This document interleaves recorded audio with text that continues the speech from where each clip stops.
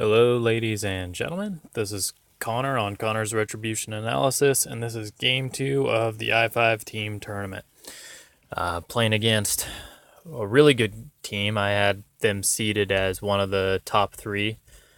Not really sure who in the top three would take it, but this was one of the teams that I thought was going to do it. They've got some really strong players, and I'm kind of excited to see how it goes, but I am now playing Vyros 2 against Crucible Guard, Syvestro.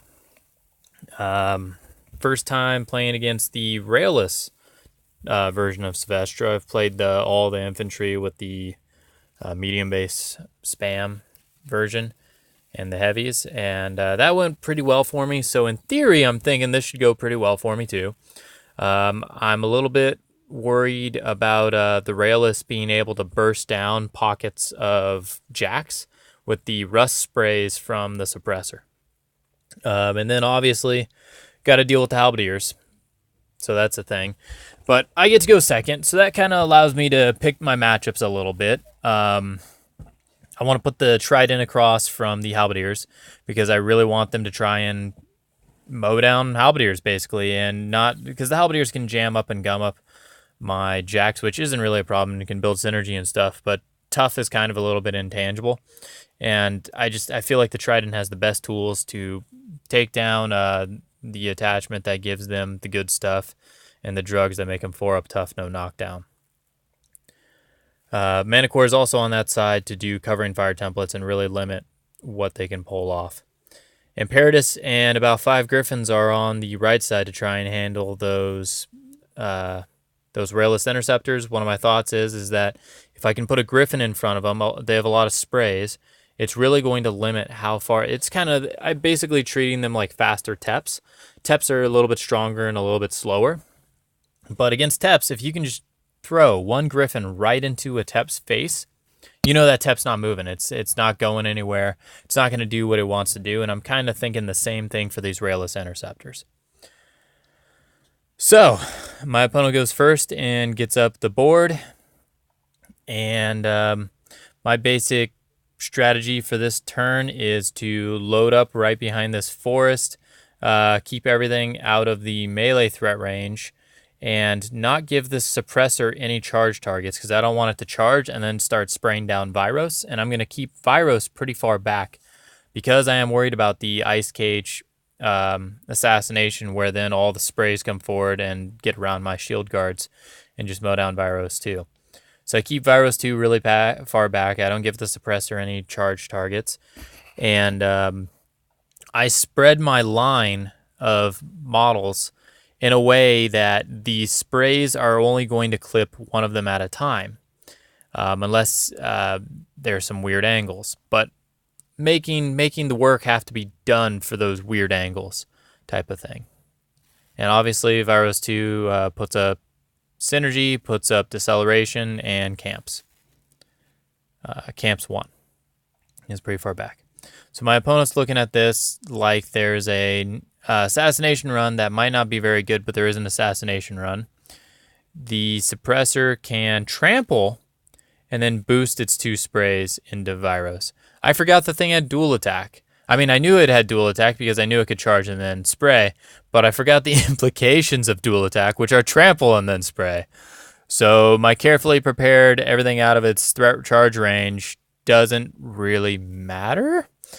The idea is trample up, boost 2 ice cages. A Syvestro pop feats, walks over here, does super fuel. And then, I forgot to mention, I put a covering fire template right there because I just don't want them to, I don't know. It's a place to put it. Anyhow, they push some Griffons around, and they are able to come up and get the spray 10s and the rockets, and he has no shield guards onto Vyros 2. So that's roughly the plan. However, the Suppressor tramples up, does its sprays, and misses both of them, needing 9s to hit. It misses both 9s. Ice Cage never goes on Vyros 2. Now all of a sudden, it's not very likely at all. Also, I forgot to mention I fleet and ran this Griffon over here to do that jamming thing that I was talking about, just because I didn't want to give him all the movement in the world for a feat turn. But yeah, with that not happening, it's kind of a little bit of a wasted feat since there's not really damage coming out anywhere else. The Railless go and they just start spraying Griffons. Spraying and shooting Griffons to get some damage out. Suppressor, which is the source of rust, is kind of thrown away. It's a very critical piece for this matchup.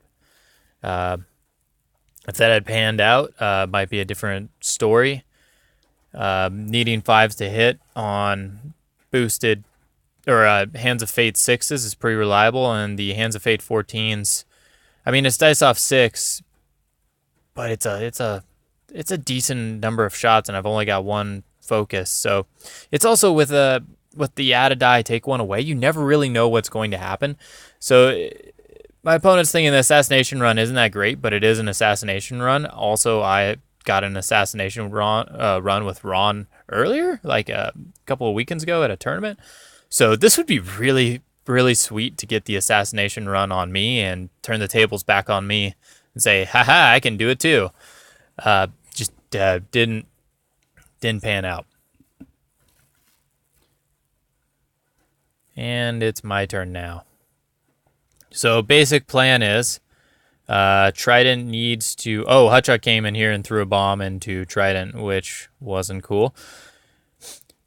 Basic plan is Trident needs to go up, slam some stuff around, and try and shoot down Mosby or Morley. I can't remember which one it is. I really need to look that one up because one's offensive and one's not.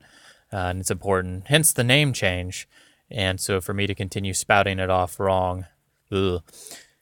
Anyhow, Trident comes up and slams him into him. They both tough, and, well, that's super annoying. So whatever. Time to use my left arc. I shoot up Mosby or Morley. And he dies, doesn't make the tough roll. And then I start shooting up Halberdiers. This Griffon over here. Oh, yeah, the Trancer came up and slammed both these Griffons into each other around the forest and then repoed back. Very, very well done. This Griffon sacrifices its movement to stand up, bashes that dude. This Griffon got a focus to stand, or is paid a focus to stand up, and also bashes in the Suppressor. This Griffon comes over here, bashes in some more. That builds up synergy all the way. And then the basic plan is I want Manticore to throw down a covering fire template to deny the rest of these Halberdiers any charges. I remember POW 17 Halberdiers, and that's scary to me. I don't like that going into my Tridents and my Griffons. So I want to have that denial up and in place. I'm debating the reason why I'll talk about the covering fire template first. That 17 number that I'm talking about requires either Rust or the Dragon's Breath Rocket against Withering Humor against Living. And then it requires a CMA and Transmutation. Taking away the Rust really puts a damper on the damage output. So I didn't need to put the covering fire template there. It was just a bad, scary number that I remembered. And yeah. But it was a priority to me. Magister comes over here and slams Hutchuk. And this Griffon right here, I apologize. He did not come over in here and hit the Suppressor. I was debating taking him and putting them on this corner right here, out of countercharge and admonition range of this Toro. But I decided a Griffon is not worth the 1 scenario point. Once I clear this side of the board, I'll have plenty of scenario points, and throwing away 1 Griffon for 1 scenario point, just feeding that Toro who will still have admonition. I just would have no way of peace trading back. It would be a completely wasted Griffon. Where I am right here, these Griffons can still threaten that zone and potentially take the Toro later. So, yeah, this Griffon instead walks over to here and bops the duder, what's his face, and gets force blasted back after killing him a little bit. So I'm out of range of this Toro over here. over on this side of the board, the plan is Vyros goes up, and I'm going to try and clear this zone so I can score it.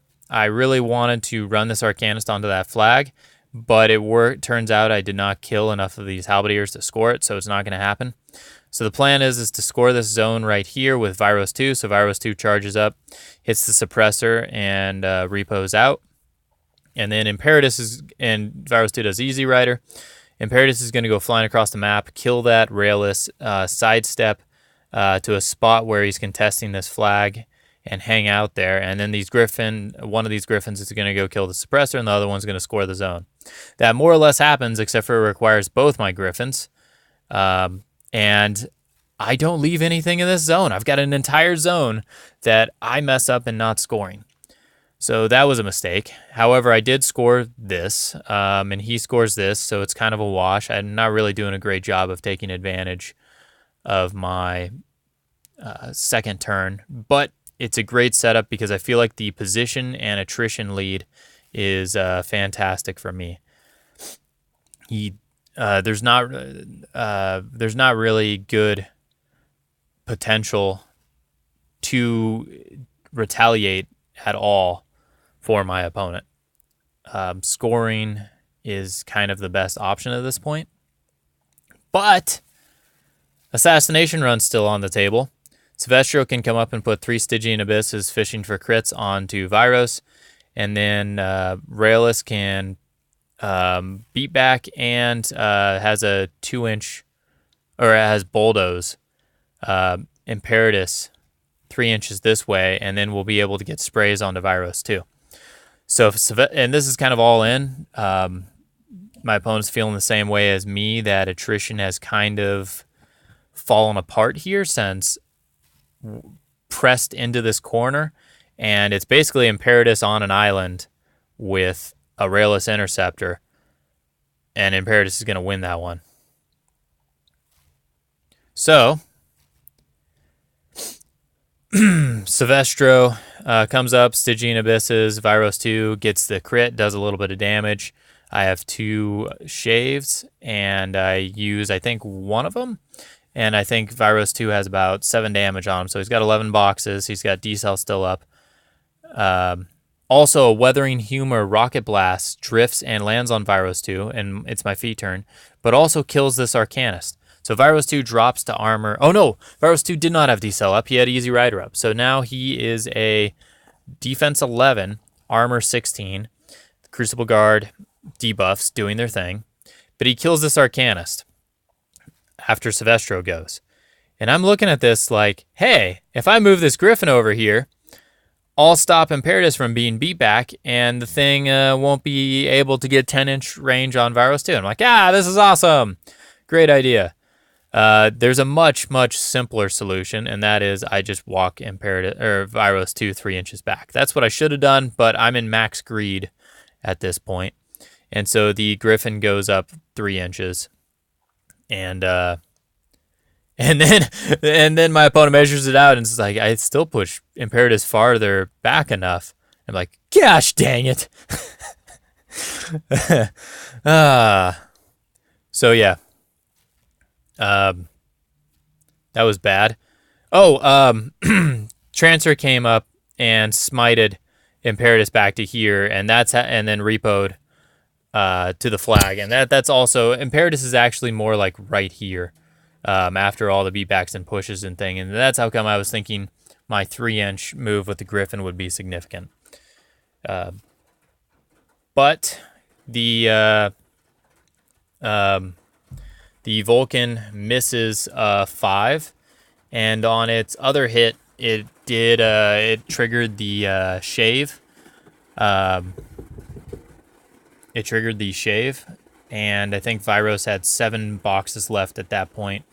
The rocket pod that was shot hit, but just got shield guarded away over to a Griffin over here who didn't care. You know, because whatever, he's just still going to be a Griffin that's still going to do things and get work done. And then the last spray that the Vulcan has, with Vyros 2 being on 7 boxes, it's dice off 2 if it hits, so it would take a 9 to kill. it misses, needing a 5 to hit. So the assassination run has fallen apart. And here we are. Also, this was the rocket that drifted over here and clipped Vyros 2 and the Arcanist. The Steelheads run to try and protect Syvestro, and the Toro runs to try and countercharge something that is relevant. I spinned and load up Imperitus so that he is no longer knocked down, and the turn is pretty simple. Griffon walks over to here and beats up some Steelheads. Griffon walks over here, beats up some Steelheads. This Griffon right here beats up some Steelheads. And then Imperitus takes a free strike. And the knockdown is only on my opponent's turn for the Railless. And so is beatback. And charges Syvestro and kills Syvestro. I have lots of other options for killing Syvestro, like Vyros himself and other Griffons and stuff. Yeah. So that was a thing. Then scoring happens at the end of the round, and I wish I was a better player for my team because I could have scored this flag, I could have scored this, and if I tried hard enough, I probably could have scored this and contested both of these, and made my score look a lot better than it was, because at this point I scored 1 control point and had very little army points and really didn't contribute much to my team total points at all. But that's a mindset for team tournaments and not my typical gameplay type tournaments. If I'm in a bigger tournament, if I don't win at all, I don't really care too much about second, third, fourth, whatever. So I don't typically farm or go for. And if you're listening, this is probably not the correct strategy. But I don't go for the CP farming really. So, yep. Thank you for watching, and hopefully this was an enjoyable battle, and everyone have a great day, evening, morning.